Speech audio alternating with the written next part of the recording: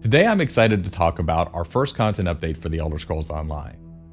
It's the next piece of the veteran gameplay pie, and it's specifically designed for groups of 4 players, and it's got even more special content designed for groups of 12 players. It's the adventure zone known as Craglorn.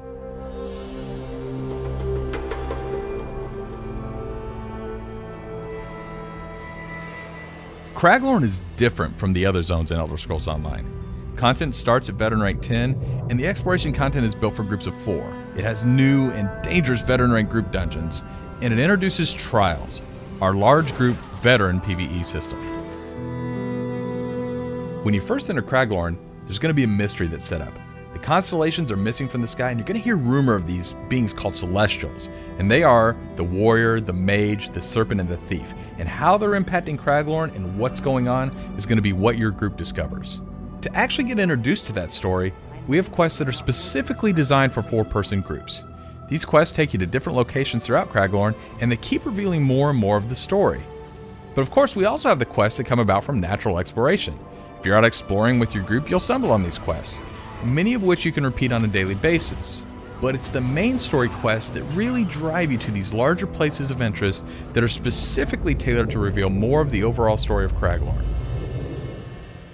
Just like normal zones, Craglorn has a main city, and that city's called Belkarth, which might be a great staging area for you to set up a group.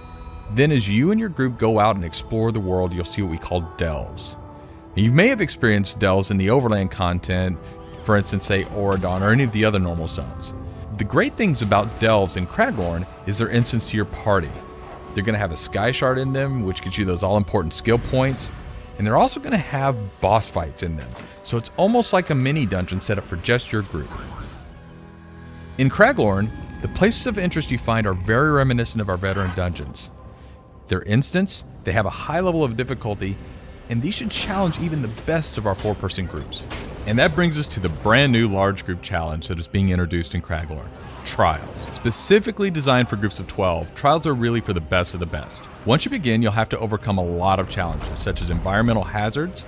There's a lot of different monsters we throw at you, and of course there are boss monsters that have interesting tactics that you haven't encountered anywhere in the game before.